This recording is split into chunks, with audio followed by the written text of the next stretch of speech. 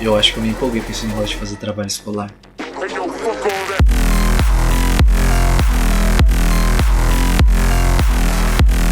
Oi, beleza? Aqui é Leonardo Boneto, seja bem-vindo a mais um vídeo do canal Slide Mestre. Antes de tudo, já deixa o seu like aí maroto pra dar uma força pro canal. E não se esquece de se inscrever se você ainda não for inscrito e ativar o sininho de notificação pra você saber sempre que eu posto um vídeo novo, beleza? Bom, depois do sucesso do vídeo que eu mostrei como eu faria um trabalho de biologia, muitos de vocês me pediram para eu mostrar como eu faria um trabalho de história. E eu falei assim, bom, me dê alguns temas aí, né? Sabe como é que é? Já faz um tempo que eu me formei, né? Então vocês me sugeriram algumas ideias. Ah, Revolução Francesa, Primeira Guerra, Segunda Guerra. Então eu peguei uma dessas ideias, que foi a Primeira Guerra. E eu vou mostrar como que eu desenvolveria esse trabalho. Lembrando que é uma speed art comentada, então eu não vou explicar passo a passo como você faz. Se vocês tiverem qualquer dúvida, vocês deixem aqui nos comentários que eu vou tentar nos tutoriais, nos próximos tutoriais, ensinar para vocês. Mas eu acredito que se vocês acompanham o canal já há algum tempo, vocês vão conseguir fazer todos os efeitos e reproduzir aí com bastante facilidade. E lembrando também que, bom, eu não vou fazer um trabalho gigante, não vou fazer 10 slides, porque senão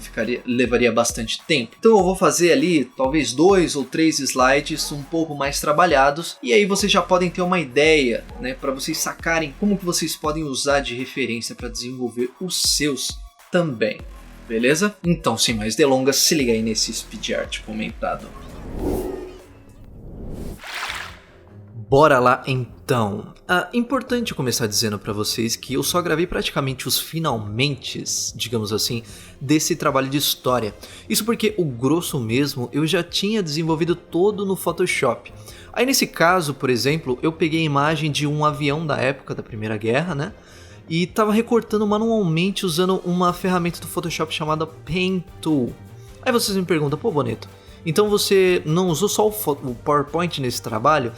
Então, meus queridos, normalmente eu procuro sempre encontrar um meio mais simples de fazer os slides apenas usando o PowerPoint nos vídeos que eu posto aqui no canal. Porque muitos de vocês não são designers e não têm a obrigação de adquirir o Photoshop para fazer a apresentação de vocês. Mas aqui eu estou mostrando como eu faria um trabalho desse de história e obviamente que trabalhando em conjunto com o Photoshop, eu consigo chegar a resultados muito mais interessantes, profissionais, de forma muito mais fácil do que se eu tivesse só usando o PowerPoint. Então, continuando, todo esse conceito eu já havia criado antes no Photoshop. Aqui, nesse momento, eu já tinha separado as minhas camadas e eu fui salvando camada por camada na minha pasta para ficar mais fácil depois na hora de animar. Aqui eu fiz o famoso truque de máscaras, duplicando essa imagem de fundo e cortando dessa forma. O meu último tutorial eu ensinei como você consegue trabalhar com máscaras, então dá uma olhada lá se você quiser aprender para entender o que eu fiz aqui. Bom, depois eu coloquei o nosso aviãozinho ali no quadrado e já comecei a animar, porque eu já tinha mais ou menos uma ideia de movimento na minha cabeça. O passo seguinte foi colocar o título desse slide, que no caso foi Aviação como Arma de Guerra. E aqui vai uma dica. Você não precisa e nem deve, na verdade, colocar um monte de texto no seu slide. Esse slide por si só, com essa imagem que eu escolhi e com esse título, já é autoexplicativo. Só com esse slide você tem a ideia que você quer passar. E aí você constrói seu discurso com os argumentos para defender essa ideia. Aqui eu levei algum tempo para definir como seria a disposição desse texto na realidade.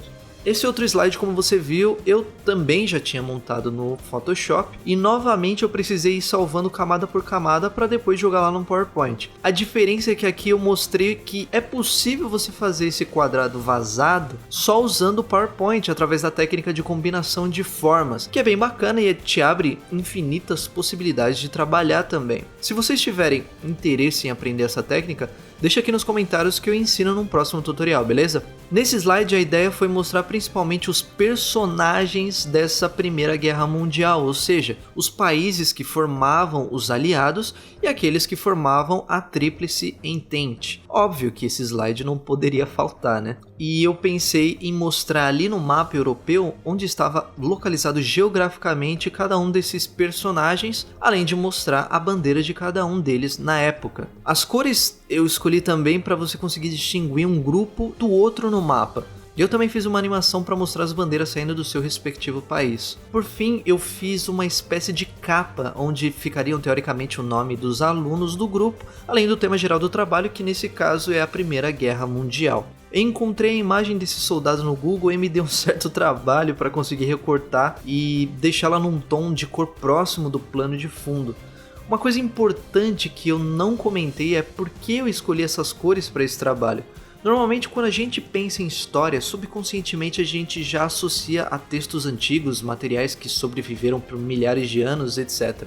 E normalmente são adotadas cores parecidas com essas para ilustrar isso. Tons mais próximos de marrom, ou esse tom envelhecido, como se fosse papel envelhecido, né? Por esse motivo, eu acabei escolhendo essas cores. No fundo, no plano de fundo, você pode notar que eu coloquei algumas imagens de referência à guerra. O que eu fiz foi só diminuir a opacidade dessas imagens para elas ficarem sutis na composição. Se eu não me engano, você consegue fazer isso direto no PowerPoint, aumentando a transparência da imagem. Como o fundo desse slide era mais escuro, eu pude usar um branco na minha fonte do título para dar mais contraste para você enxergar bem. Eu animei também de uma forma bem simples, usando esmaecer e trajeto praticamente para todas as animações. Tudo para te mostrar que se você souber combinar algumas animações com um pouco de moderação, você consegue chegar a movimentos orgânicos bastante interessantes. E depois dessas outras coisas que eu fiz com essas bolinhas e alguns textos que eu deixei ao fundo bem sutis, eu chamo de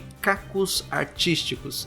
Nossa, o que é isso, né? É como o próprio nome diz mesmo, são pequenos cacos, pequenos detalhes que você coloca na sua arte. E a função disso é justamente compor melhor o seu slide, além de trazer um pouco mais de personalidade para ele. E para isso não tem muita regra, vai mais do seu olhar artístico, da sutileza que você tem de colocar uma coisa ou outra no seu slide. Então busque sempre referências de outros artistas em sites como Pinterest, por exemplo, ou Behance. E depois desse longo trabalho, o resultado foi esse aqui.